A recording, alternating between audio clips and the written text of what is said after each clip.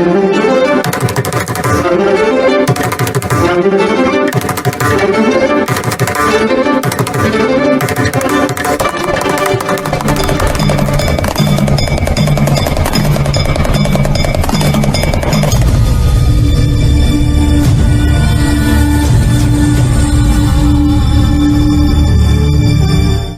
we talk about early history, I mean the period between 1000 BCE to 300 CE, which also includes Iron Age. So I am using the term early history in a historical sense. Otherwise, it should be Iron Age and early history. Basically, I am focusing on the pre-Pallava period. So coming to this previous research, if you look into the evidences, we have earliest record of megaliths at a site called Paduvur. That has been documented by Colin Mackenzie. Earlier it was thought Babington's work in Kerala was considered the earliest, recorded in 1823. He excavated in Kerala at a place called Chattaparamba in 1819. And then it was published in 1823. But interestingly, we have Colin Mackenzie. He has recorded the Paduvur megaliths. Paduvur is a very important place historically. Then we have research by V.D. Krishnaswamy, megalithic survey. They have identified more than 200 sites in the Chengalpat Thiruvallur area. But unfortunately, the expansion of Chennai has disturbed so many archaeological sites. And probably we missed a lot of megalithic sites and monuments in the second part of 20th century. We should have more carefully recorded. Even some of the protected sites have disappeared. That's what newspaper reports say. During this excavation, V.D. Krishnaswamy and other people, they divided this into two kind of geological contexts. Northern laterite, laterite, which is a kind of rock formation, where you find mainly urn burials. In southern part of this Tondaimandalam or Chengalpat area, you have mainly granitic site. For example, Sanur is a very important site. If you go travel south in the National Highway 45, before Sanur on the right hand side, you will see the site. You can that's a very huge site that was excavated in 1950-52, and many people have done research in this area.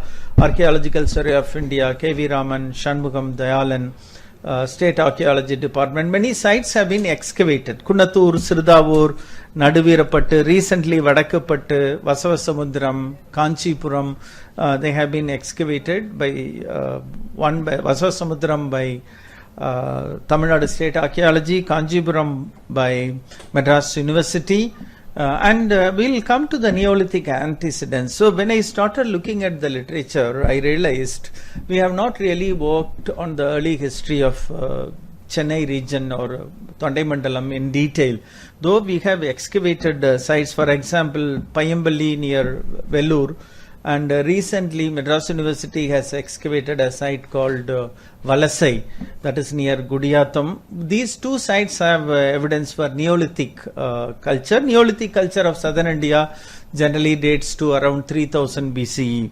So, we have earliest evidence of what Dr. Shanti Papu reported, Paleolithic. That is much earlier period. In order to understand historical continuity, we go for Iron Age or Neolithic.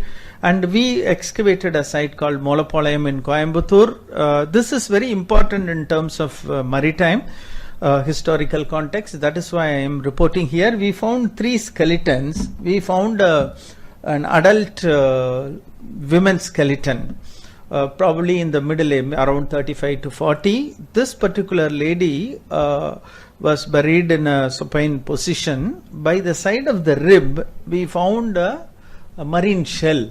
This is Oliva sp. This bones, human bones, have been studied by Dr. Veena Mushrif. These shell have been identified by Dr. Arti. What is important is this is the modern Oliva sp. What you see on the left. On the right hand side, you see Tarbonella pyrum, Shank. sacred chank or sacred Punida Changu. So why I am presenting this site, we have a date of 1600 to 1400 BCE, which means that at this point of time, somewhere around 3600 years ago, exactly in the Noyal River Valley, where this Isha and all these establishments are located, that is a very fertile area where we have this Sirvani waterfalls. There these Neolithic people had camped, and these marine shells have reached this particular point from some area. So this is this we can, in terms of Sangam literature nomenclature, we can say it is Mullai Thinai Uruvakam, we can say. So and also it indirectly indicates coastal interaction. So at the same time, somebody in the coastal area, they had collected these shells and they have exchanged. So clearly around 1600 BCE we have this Mullai as well as Neidal Thinai. This particular shell has been recorded in Deccan Chalcolithic all over. So this is one important evidence for maritime context. And now I am coming to northern Tamil Nadu, where Amrithamangalam is one important burial site, which is in northern part of Chennai, northwest of Chennai, where the excavations have revealed several important urn burials. And you can see these typical urns. They are dated to megalithic period, probably around 1000 BCE to later period. Unfortunately, no radiocarbon date is available. And also, we do not know what happened in the Tondaimandalam area after the Neolithic. The picture is very hazy. It is up to the students who are here. அதாவது இங்க இருக்கும் மாணவர்கள் தான் நீங்கள் அந்த வரலாற்றை மீளுருவாக்க வேண்டும். நான் இந்த என்னுடைய கட்டுரைக்காக இந்த பேப்பர்ஸ் எல்லாம் பார்க்கும்போது பார்த்தா நிறைய ஒரு ஸ்காலர்லி பேப்பர்ஸ் இல்லை. நிறைய ஒன்று வந்து சுப்பராயலோட பேப்பர், அது அவரது கிடைச்சது. நிறைய பேப்பர்ஸ் ஒரு இன்டகிரேட்டிங் பேப்பர் இல்லை. அதாவது இந்த தொண்டைமண்டலம் ரீஜன் ஹிஸ்டரியை கோஹரண்டா நம்ம பண்ற ஒரு கட்டுரை கிடைக்கல. அப்ப FoHS ஓட ஒரு வேலை என்னன்னா, also to give information about the heritage to the public. இப்போ வந்து we have lot of technical reports, excavation reports, analytical reports, but writing coherent history or disseminating knowledge through such a seminar is very important. So when I was looking for this particular information, it was not available. Here they have done lot of research. Amrithamangalam, they I think excavated more than 100 burials. And this is the typical image that is published in a government report. It is from ASA report. You can see that in this area people were living around say 1000 BC, who were basically agro-pastoral communities. Even in Kilpakkam they have found some urn burial. There are some records. Even Chennai, when you see, Chennai has several important factors. If you look at the map of coastal map of Tamil Nadu, you can see all along the coast there are so many port towns. So if you start from Padaverkadu, then you have Santhom, Mylapore, and as you go south there are numerous ports, and this has been the pattern right from early historic time. Mylapore and Santhom area was a port because some excavations done at Mylapore, it has revealed some West Asian ceramic known as torpedo jars datable to 4th, 5th century. And many of these areas have not been excavated. Similarly, in the medieval time, later medieval time, in the colonial time, if you look out, if you start from Chennai to say Kanyakumari, there are so many colonial settlements, Pondicherry, Trankubar and Karaikal and whatnot, Nagapattinam, and so many sites. So that itself suggests that Tamil Nadu lies in a very strategical position. You know that in the Indian Ocean region, China is building this one belt, one road and maritime Silk Road initiatives. You can see that why Indian Ocean is important in the current international relations context. We can understand this by understanding the early history. If you look at all the Indo-Roman trade or Indian Ocean ports, they are located mainly in the Tamil Nadu coast and also in the Kerala coast and Gujarat area, where you find primary amphora and other evidence. So Chennai region was also very important in terms of population settlement wise, it received higher rainfall, and during the time of Pallava they utilized it to a maximum. And they built a lot of tanks. So this probably started in the megalithic period, where these people, megalithic communities, built a lot of tanks.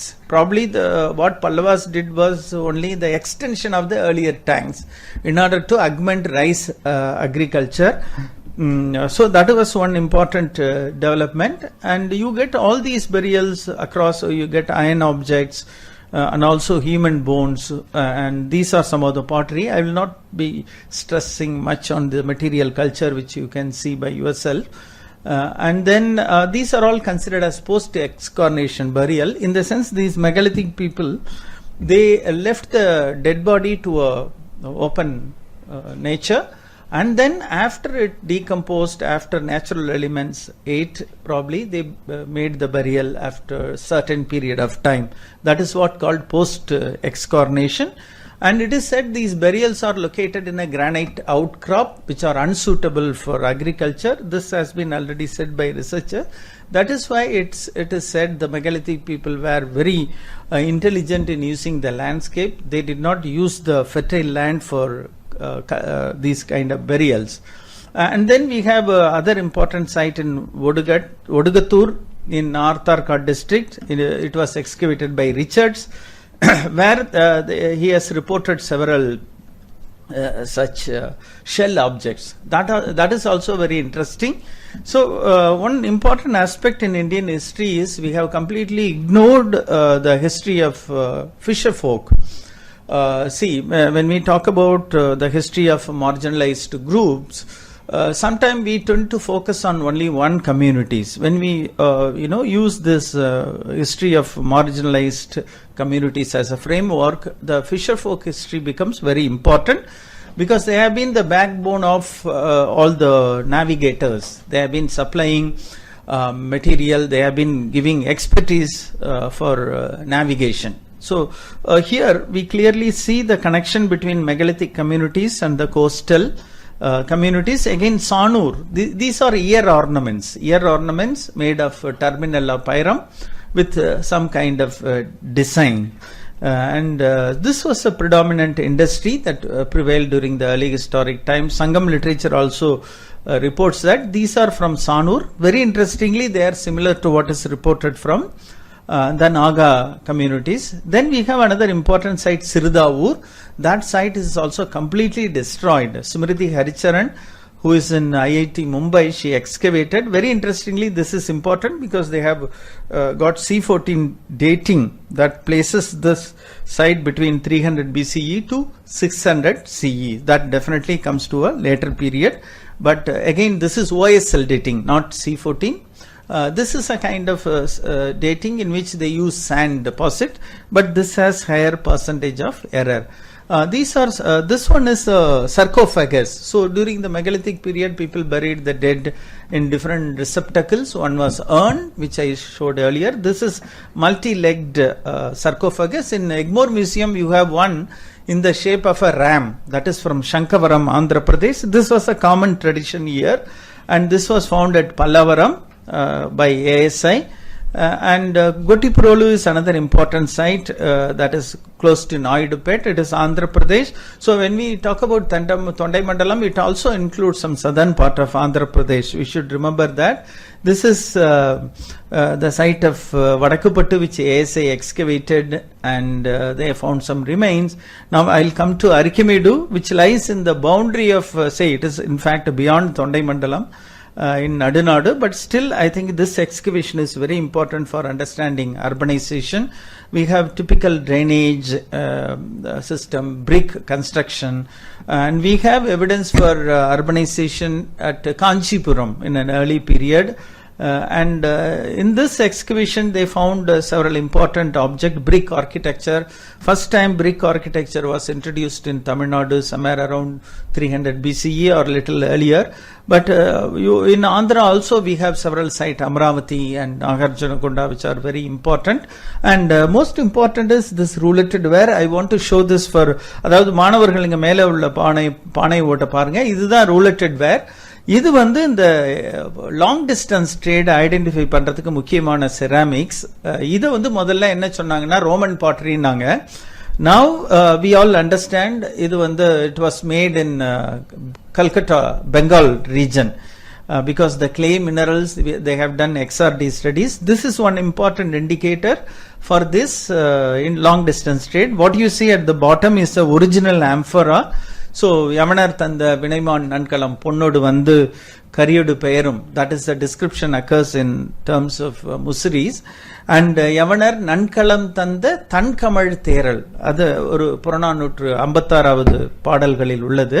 அதுல வந்து யவனர் கொண்டு வந்த அந்த தேரல் wine, அந்த மதுவை அழகான பெண்கள் எடுத்து கொடுக்க பாண்டிய அரசர்கள் பருகியதாக ஒரு குறிப்பு வருது. So this is the container in which that Roman wine came. We have ringwell. These are all from Arikemedu. Again, you have this kind of shell bangles, and we have some chariot seal impression. So that is very important. It shows we have a previous lot of reference to chariot in Sangam literature. So this helps us to understand the mode of transport, horse, and we have Tamil Brahmi. And very interestingly, we have found lot of material from Arikemedu, gold necklace separator, beads and fragments. And by the side of Arikemedu, we also have these sarcophagus from Mutrapalayam, and also they have found lot of jewelry. Currently they are kept in Museum. So what we understand is that at one point we have the port towns. In the hinterland there existed these megalithic communities, like what Pungundan said as uneven development. This is what Didi Kosambi also says.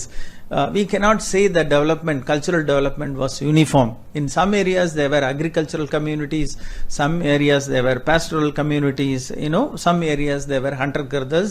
This is the reality even today in 21st century, some parts of southern India. Mainly if you go to hill areas, you can see these hunter-gatherers or so-called tribes. So the wealth that came through the maritime trade percolated into the megalithic burials. I have a lot of images. I did not put them due to lack of time. So these are gold flowers, gold ornaments excavated near Arikemedu. So what we need to do is we need to correlate the main port with the hinterland site. For example, Chennai means it is not the main area. It has a lot of satellite settlements. Similarly, the early historic ports, even if we have Pattanam or in Kerala or Kiradi, they had hinterland. Similarly, what we think of Indus Valley as mainly as an urban civilization. In fact, it had more villages. Recently, a paper by Cameron Petrie and his students, they say that Indus Valley civilization was basically a rural culture. Because of this colonial criticism, we started, searching for civilization everything and everywhere, and we use this term so frequently. But urbanization is another important process. In the Tondaimandalam, we have evidence for this in Kanchipuram. Kanchipuram was a major urban center where they have excavated several important remains, mainly Madras University, and they have also found Prakrit, probably name of a Buddhist monk. So Putalatisa, that is a Brahmi inscription they have found on a grey pottery, which I think probably came from Bengal region because it is a fine grey ware. And also they have a lot of other materials from like Shatavangana coin molds and so many other material. Unfortunately, all these our ancient towns, they are not exposed. We cannot excavate and see them because they are under current settlements. And this is a rouletted ware from Kanjipuram, which I showed you earlier, terracotta image. And several sites, this Kanchipuram University, they have excavated, and Vasavasamudram is another important site. And what you see on the right side is a original amphora. What you see on the left side is a conical jar, which they found in Patarai Perumbudur recently, and also at Kanchipuram planted in a row. Sometimes people write this as imitated amphora. In some of the literature you find then they misimitated, they write amphora. Students who are relying on this reports, they say amphora has been found. So you need to be very careful especially when you are looking at text, what you see on the left side is conical jar. That is why we don't call this as amphora. What you see on the right side is the original amphora with inclusions or material. Originally it was made in Italy. So it had all those inclusions, and Pattarai Perumbudur also we have this conical jar. So these kind of markers we use for defining archaeological sites. And Nerumbur, excavated by Madras University, they have rouletted ware, and also this another site. This is from Pattarai Perumbudur. So what we are understanding from this data is probably there was a major port somewhere near Padaverkadu, in that near that Padaverkadu lake or backwater. We do not know, because if you see this rouletted ware, I have mapped the distribution. Padaverkadu, it was excavated by ASI. Yatish Kumar gives me this information. Naduvirapattu, Pattarai Perumbudur, Nerumbur, Kotiprolu, Kotapattanam. You get rouletted ware. That means probably there was a port here, and that could be Mylapore. We need to explore that area. And Mamallapuram was another nearpair. It is identified with the nearpair to mentioned in the Tamil literature. So the Vasavasamudram probably acted as a port, and Arikimedu existed further south. So coming to this early history of Tondaimandalam, it is conventionally mentioned that in this place, in this area, mainly Kurumbas lived. I think that is a oral tradition. So Mackenzie records this, and they had created 24 kotams in Tondaimandalam. And Kanagasabai Pillai interprets this as a kind of kotam means fort. Probably, I think it was probably a settlement which they misinterpreted as a kotam. But it is only a oral tradition. I think we should not give too much importance to this Kurumba story. It is true that some of the megalithic burials are called Kurumba rings, but you cannot just imagine when you see so much of archaeological sites and all that, it was only a pastoral settlement. Chambaga Lakshmi rightly says that this area had agro-pastoral settlement. So history text mostly cite the story of Kurumbars being in Tondaimandalam. I think we need to revise, and this is where I say that we need to focus on the Neolithic and the Iron Age settlements. Unfortunately, whatever that they have excavated is only this burial sites. We did not excavate enough habitation. This is where the Payamballi and Valasai becomes important. And coming to this transformation of Tondai Nadu to Tondaimandalam, this happened in the Choda time. And Subbarayalu has mapped all these details using inscriptions, how these 24 kotams they occur in the inscription. So so this we already saw. So he has mapped all these 24 kotams and nadus, and I think this is an important piece of information. So what I found my research in the Kaveri Valley is that we need to ask a question: why 24 kotams? Padur is one of the kotam, Puliyur is one of the kotam. Puliyur is actually near Kodambakam. So what I did in the Kaveri Valley is wherever there are Padal Petrasalams, we did archaeological exploration. We found Iron Age settlement there. So one question we have to ask in history is, if a place, for example, why Chengalpattu became district headquarters? Why Madurai became district headquarters? Why Chennai is in the place where it is? Why not Chennai, came up in the other place, north or south? There is a reason for this. Why Tiruchirappalli or Urayur became? As in the morning Pungundan said, they were probably marketplaces, Kudal or convenient places where trade routes joined or where trade routes met. So there is some kind of strategic significance. So whenever we have a Padal Petrasalam, why Kanchipuram at a place where it is? So why Padal Petrasalam only at this village? Why not at that village? Why there is a Nadu at this place? Why not other? Why there is Kotam? So this is the question, and this I raised. I found even in Tondaimandalam there is a overlap between Nadu, sometime Kotam, and also Devara and Divya Desa Padal Petrastalam. So basically the settlements, agrarian settlements emerged in a convenient places where there is, I will finish in 7 minutes, where there is a good water source.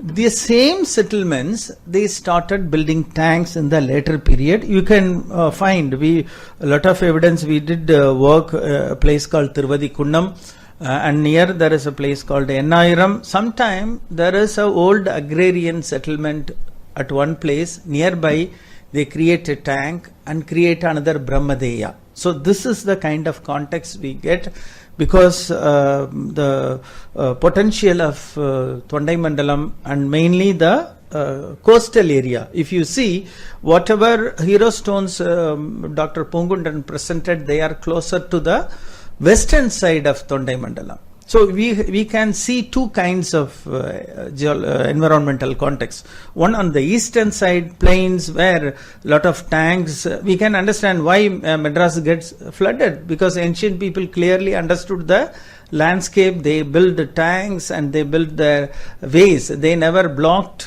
their passageway. In fact, we can have a one-day seminar on irrigation in Tondaimandalam, because we get fantastic evidence which we need to relook at it. So these drainage passages were blocked because of the urban development of Chennai.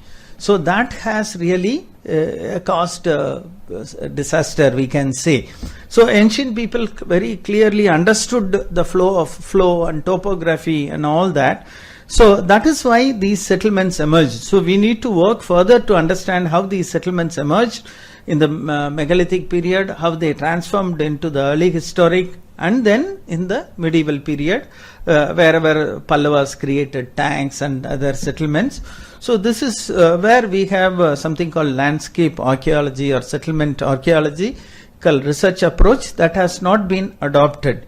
So when I will come to the conclusion, surprisingly, when I was referring to this Tondaimandalam history, there are very few academic publication trying to narrate the early history, and not much analytical work has been done, mainly in the early period. Yes, for Pallavas we have a lot of work, but again early medieval archaeology, that has not been done. So when we have a lot of excavation going on at places like Kiradi, I think Tamil Nadu government needs to have a proper proposals so that these cultural formation in northern Tamil Nadu, Tondaimandalam, could be understood.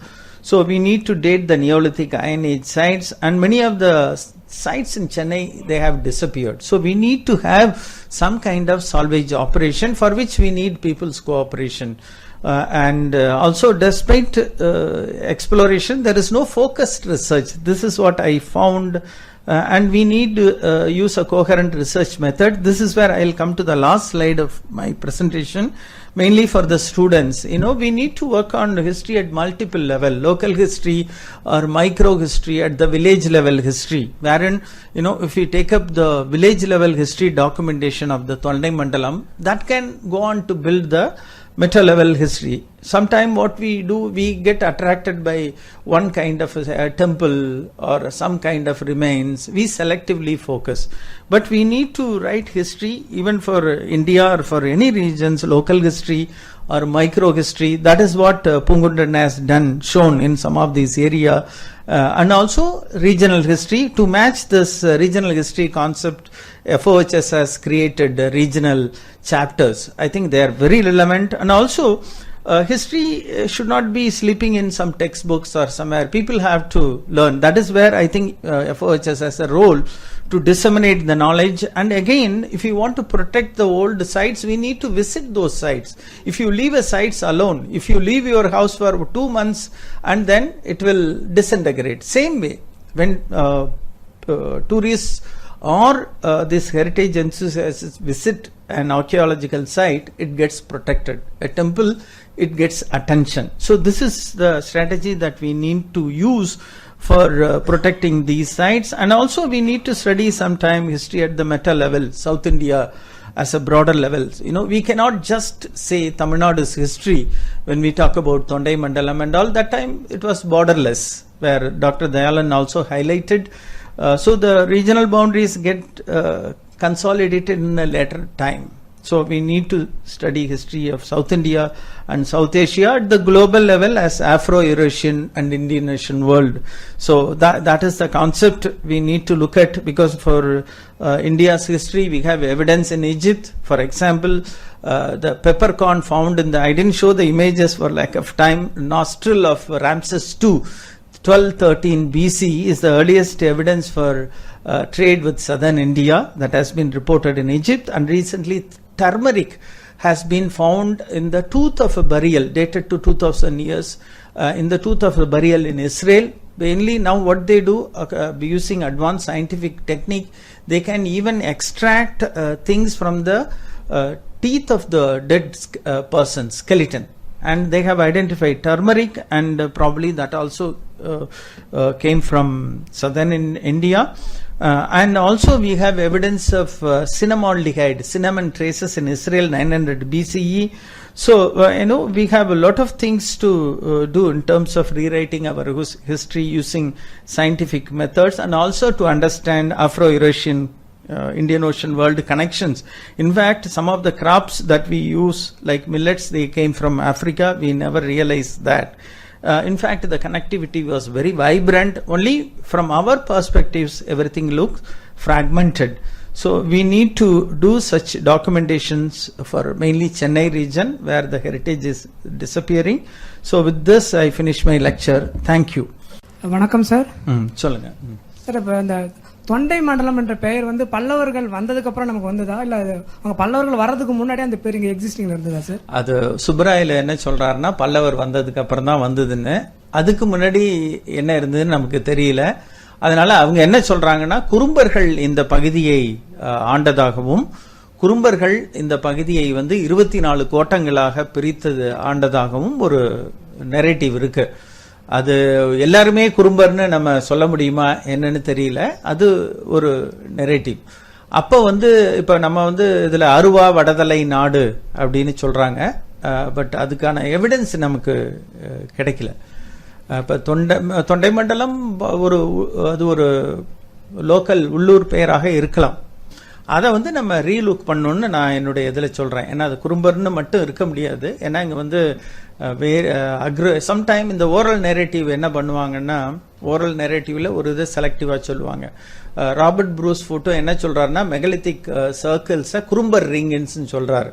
It is true, Kurumbar வந்து one of the கம்யூனிட்டிஸா இருக்கலாம். But entirely Kurumbar அப்படின்னு சொல்றது வந்து காலின் McKinsey எப்ப ஒரு 19ஆம் நூற்றாண்டுல தான் எழுதுறாரு. அப்போ வந்து it is just oral tradition. அப்போ அதை கொண்டு போய் நமக்கு வந்து 2000 இயர்ஸ் முன்னாடி அப்ளை பண்றது கஷ்டம். we need அந்த ஆர்கியாலஜிக்கல் எவிடன்ஸை நம்ம பார்க்கணும் அப்படின்னு தான் நான் சொல்றேன். Amphora jars, are they associated with megalithic burials? Yes or no? No. Amphora jars, they are not directly so far not found, but they are found only in the early history. Arikamedu, yes. Arikamedu and also Vasvasamudram. There is a place called Maligai-Medu, and also in Karur, and also at Adakankulam, Korke. Original amphora. Okay. Sometimes these conical jars are interpreted as amphora. That is a misnomer. Sometimes students who do not understand, they collect literature, secondary literature, and they write. It becomes error. So amphora is not found in the burial, and many sites it is not reported. But this rouletted ware, it helps us to map the trade network. So what I am arguing, like Arikamedu, there should have been a site, because we get all these sites. I said we have rouletted ware, either Vasavasamudram or other ports. Probably Mamallapuram developed in the early medieval period when Pallavas came. So that also we need to look mainly in the coastal area. Yes. So right from the days of Mortimer Wheeler, this is my last question, sorry. நமக்கு வந்துட்டு full shape of amphora jars கட்டிருக்கா? இல்ல இது வரைக்கும் கிடைக்கல. No full shape, because it is all we never see. Suppose if we have a gold coin in our house, do we leave it? No. So amphora jars were reused, only broken were abandoned. So we found, I can cite you another example. We have found a complete amphora dated to 5th century in Bengal Delta. This is known as Akuba Aila amphora, which I myself and my friend Kaushik, we published a paper published in Royal Asiatic Society Journal of Calcutta, Bengal. So that is the only amphora in India so far. That is 5th century, later amphora. That is known as Akuba. Akuba is a port in the Red Sea. Akuba Aila amphora, 5th century. Okay. Thank you, Dr. Selvakumar. Thank you so much. Thank you. People leaving their homes for 2 months in connection with, the general public being aware of our rich heritage. And what is the current status of engaging the people of Tamil Nadu? Just restricting myself to Tamil Nadu. It seems very remote. There is a very small segment of people who are interested in heritage. So there's a huge, enormous gap. And organizations like this are doing their bit to narrow that gap. From the side of the government, just opening up a museum, Kiladi or whatever, how do you take it further? How do you create interest for the general public and this engagement to knowing who we were before, because we seem to be racing ahead to an era where we are forgetting what happened 6 months ago. I think we can create. We ourselves in our university, we have done heritage awareness programs, and also with the Dawn Foundation we did some program through the small help groups. So I think like this FoHS and other initiatives, they have to come. I think compared to 2018, now there is more interest on heritage and culture. There are more heritage walks being organized. So such kind of awareness programs, mainly these kind of seminars. This seminar is mainly conducted to fill the vacuum, because sometimes such kind of seminars are not happening in the universities. So it is necessary to give proper input, the right way of writing history, historical research methods to the students. So these kind of seminars being conducted in the rural areas can really help. I think we cannot expect government to do everything. If you look at medieval inscriptions, it has ample references to things being done by the people, different agencies. Somehow the idea of state as a powerful entity came to our mind mainly after the colonial thing. Otherwise, the early states were all very loosely organized structures where sometimes people solved their own problem. I think it is not only the government. If people come up with the right initiatives, we can ask the government to support such initiatives. Some sort of private-public private-public participation, and also creating awareness among the school children, and also among the public. It is not a heritage only. Archaeology department will research and keep things in a museum, publish a report, and which many reports are there sleeping in English somewhere lying in a remote library where nobody reads. So I think this Google Arts and Culture, these kind of initiatives where now students are started learning about heritage. It's a new way of finding solutions for human existence. Heritage can really offer a lot of things. Like I showed you some of these shell ear ornaments that can be reproduced. If you look at some of the heritage documents related to the textiles produced during the colonial time, I have seen in one Mumbai Asiatic Society record. It has so many varieties of fine textiles, samples preserved in a book. Only few books are there. We have lost all those traditions. Sometime I think the textile tradition, Tondaimandalam also has a very textile tradition. We did not touch upon that. Silk of Kanjipuram probably dates to early period, and also this maritime connectivity, craft production, that also again happened in the colonial time. The Tondaimandalam became a center of textile production. That is. Yes. Yes.